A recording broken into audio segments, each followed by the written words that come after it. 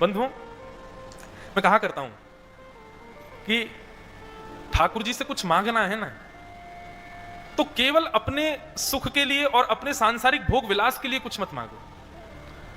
यदि संसार में कुछ वस्तु चाहिए भी तो वह वस्तु भी भगवत संबंधी बना करके मांगो।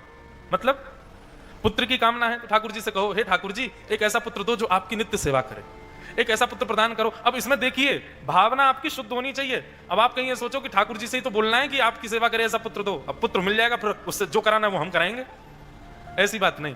आपके मन में भी शुद्ध भाव होना चाहिए कि नहीं, मुझे इसी प्रेरणा से पुत्र चाहिए कि वो आपकी सेवा करे।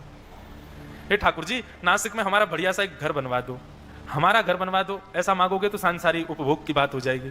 ठाकुर जी से कहो, ठाकुर जी नासिक में बढ़िया सी कॉलोनी में एक आपकी सुंदर सी कुटिया बन जाए और उस कुटिया के एक कोने में मैं और मेरी पत्नी और बच्चे भी रहेंगे। घर आपका ही है, हम तो केवल वहां आपकी सेवा के भाव से निवास करेंगे।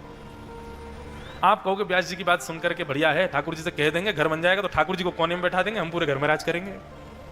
नहीं, होता यही है, घरों में ठाकुर जी कोने में ही बैठे मिलते हैं। एक बात देखिए, मैं किसी के विरोध में नहीं हूं, पर ठाकुर जी ठाट से विराजें, लगे कि हां उनका घर है, उनका स्थान है, उनका कक्ष है। महाराज जी हमारे घर पे मंदिर अलग है और हमारे लाल जी का कक्ष अलग है। हमारे लाल जी ऊपर के मंजिल पर विराजते हैं, ठाट से पूरा कक्ष है, उसमें जो जो ठाकुर जी की उपयोगिता, एक बगल का एक हॉल है वो भी ठाकुर जी का, वहां कोई किसी का प्रवेश नहीं है, बस ठाकुर जी विराजते हैं, दर्शनार्थी जाते हैं।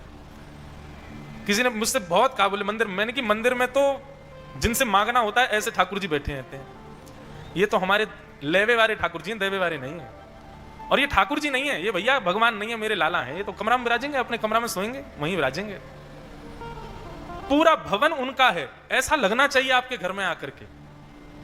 आप तो केवल वहां किराएदार हो, वहां रह रहे हो उनकी सेवा के लिए, ऐसा भाव है। इस प्रकार अगर कोई नया घर बनवा रहा हो, किसी के नए घर का निर्माण हो रहा हो, तो हमारी ये बात सुन लीजिएगा। घर का निर्माण अभी हम कैसे कराते, बेटी को ये पसंद है ऐसा बनवा दो, पत्नी को ये वाली प्रिंटिंग पसंद है ये लगवा दो, मुझे ये वाला भाव पसंद है तो ऐसे घर में डाइनिंग टेबल हो, ये हो वो नहीं। कथा सुनो, ठाकुर जी को क्या प्रिय लगता है, ठाकुर जी को जो जो प्रिय वैसा घर बनवाओ। अब उसके बाद ठाकुर जी चाहे जहां विराजें, चाहे छोटे से स्थान में विराजें, लेकिन पूरा घर ठाकुर जी की इच्छा अनुसार बनाए तो घर उन्हीं का ही है।